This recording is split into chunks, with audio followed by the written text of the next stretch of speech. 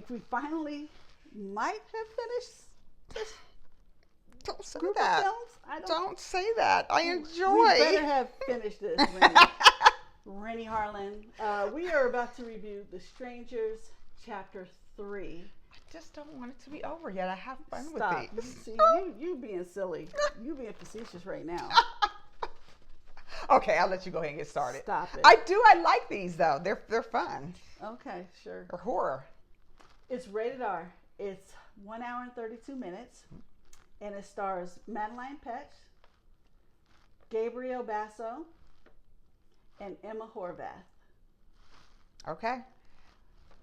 So this is, okay, the third chapter in the series. So The fifth movie.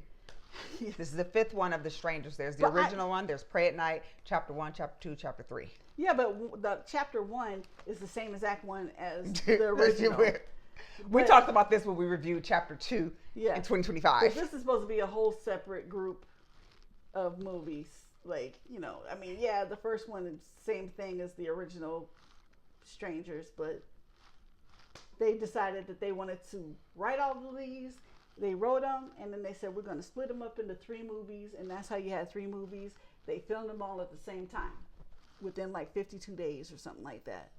I don't know the time frame, but they did film them back to back though. Yeah. And this is why, well, one thing I like about these is that they did great with the timeline. Mm-hmm. Not only the timeline in the movie itself going from chapter to chapter, but they also did great with the timeline of bringing these out because Chapter 2 just came out last year. Right. So they didn't make us wait 3, 4, 5 years for another one. They kept the momentum going, which they should. Yeah, Chapter 1 came out the year before, and then 2 last year, and 3 this year. So and I went and watched Chapter 2 because it picks up. Oh, you have to watch directly. Chapter 2 to get it this. Picks up literally directly from the last movie. So I watched it just as a refresher. Mm-hmm.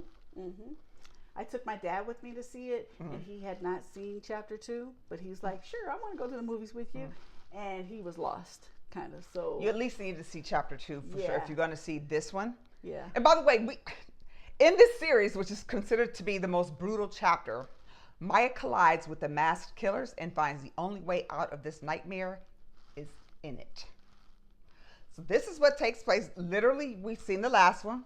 She was in a hospital. Mm-hmm.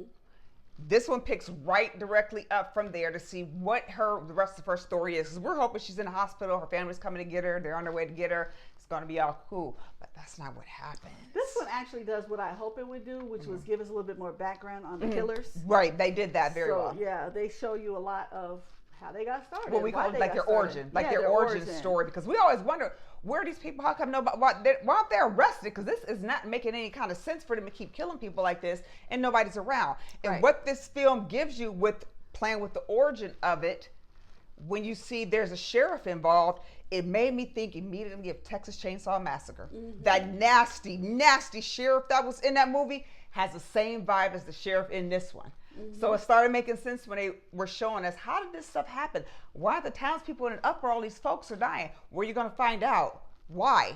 Yeah. And it's just like Texas Chainsaw. You pull up in these people, they ain't going to get messed with. But all the outsiders that are coming in will. And everybody knows about it, but nobody tells them. Mm-mm. It's one of those little things. We're going to keep a secret as long as you don't bother me. I don't care. Yeah. That's what happens in this movie, just like Texas Chainsaw Massacre. This is supposed to be the final one.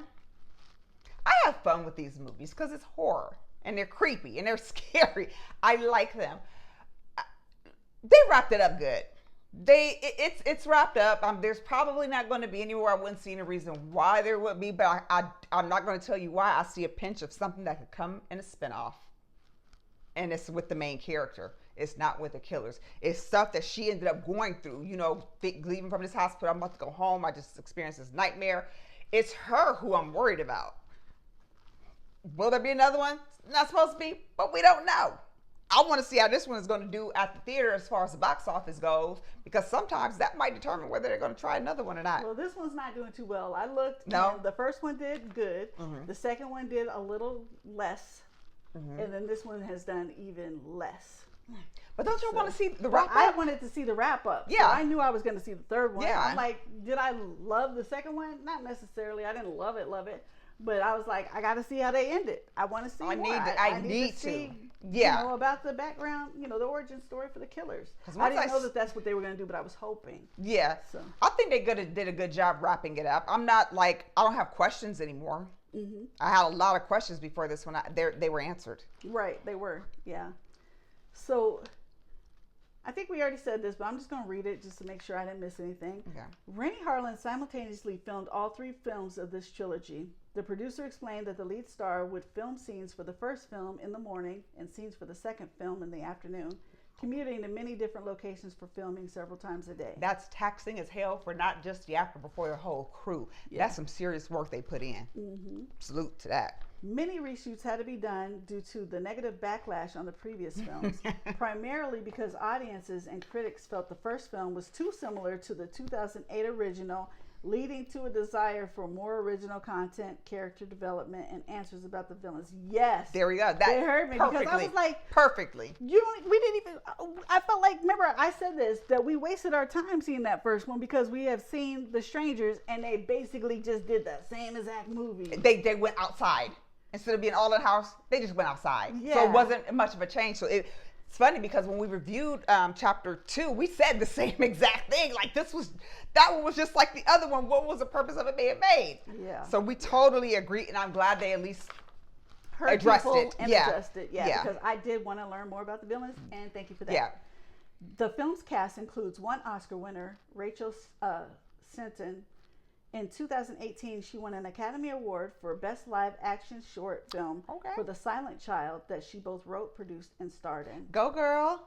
That's right. Keep writing. That's how you keep yourself employed. Keep writing, keep acting, giving your own self a job. Absolutely, girl. Go ahead. I mean, if you can, do it. Do it. Do it. Do it. Are there extra scenes? Yes. The first 2 minutes, there's drawings of the movie. So if you're interested in that, they were pretty cool looking drawings. And again, I could tell there was something off about this film. I'm like, I don't think that's America. That's not America. I don't know where they shot at. They filmed it in Bratislava, Slovakia. I'm wondering if they had tax credits. Maybe. Because nothing in this movie would warrant you having to go to a totally different country to film. Like, there's nothing so that you zoom in, oh gosh, that has to be. No. So I'm wondering why. When that happens, sometimes it's the tax credits, which are huge. Yeah. Plus, I mean, a lot of times, especially in the second movie, they were like in the woods a lot. So maybe they needed.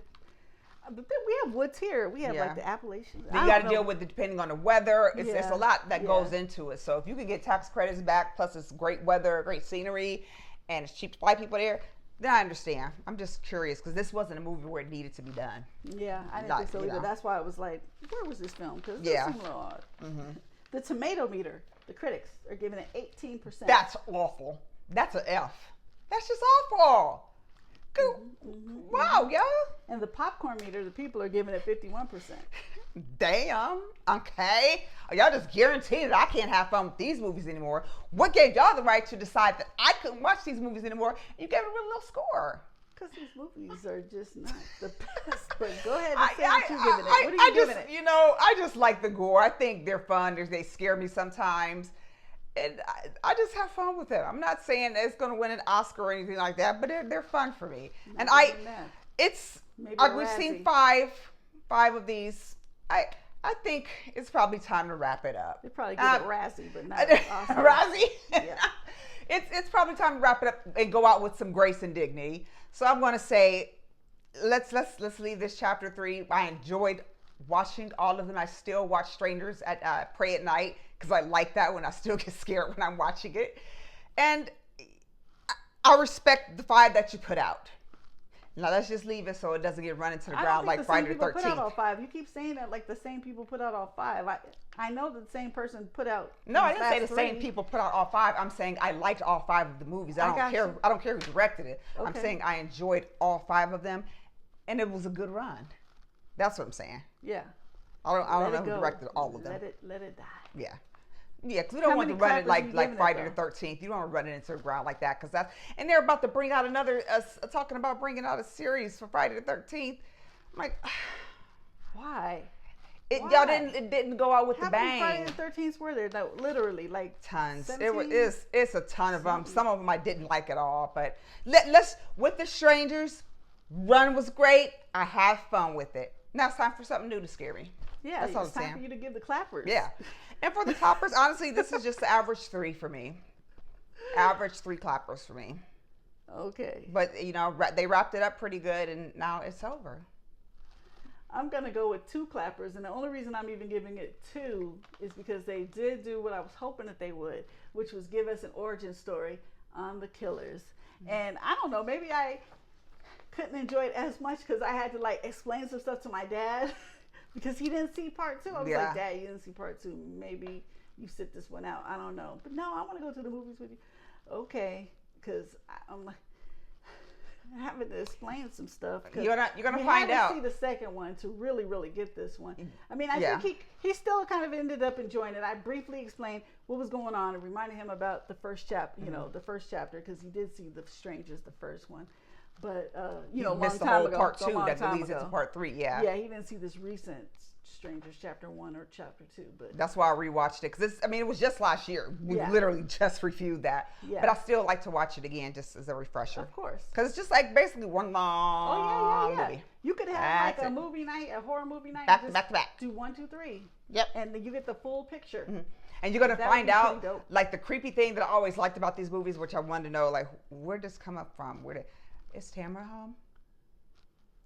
You find out why and where that came from. That is so creepy to me. Where they boom, boom, boom. Is Tamara here? No. Is Tamara home?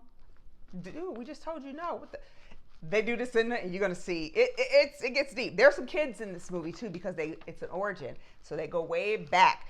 Kids do spectacular jobs. I mean, these kids are pretty creepy. They did that in the second one, though. I want to see them in some other stuff because they can act. Yeah. The kids are really creepy, like little Damians walking around. They're like a little sociopaths is what they were, sociopaths. I say check it out. If you've seen the other Strangers that you have fun with them, go ahead and see it. It's just going to wrap everything up for you in a nice, neat little bow. Yeah, I say matinee it, it. But yeah, if you've seen the other 2, you might as well wrap it up with part 3. Yep. Check it out. It's at theaters now. Thank you for tuning in to our review of The Strangers, Chapter 3. Thank you. Jules and I would like to remind you that we are on Cash App. Any donations are appreciated. We pay for our own equipment, our own editing, our own movie going, all that good stuff. We are also on Facebook. You can find us on YouTube. We're also on Instagram. So be sure to like, subscribe, share, follow, comment, and request. And thank you to all of our new followers. Yes, everybody comments a lot. Yes, especially on our YouTube. Poppy, we love you. We even got new ones on Instagram, so thank you so much. Yes. Thank you. Thank you for tuning in, and make sure you come back to our next review. We got you covered, all right? See you later. Bye. Bye-bye.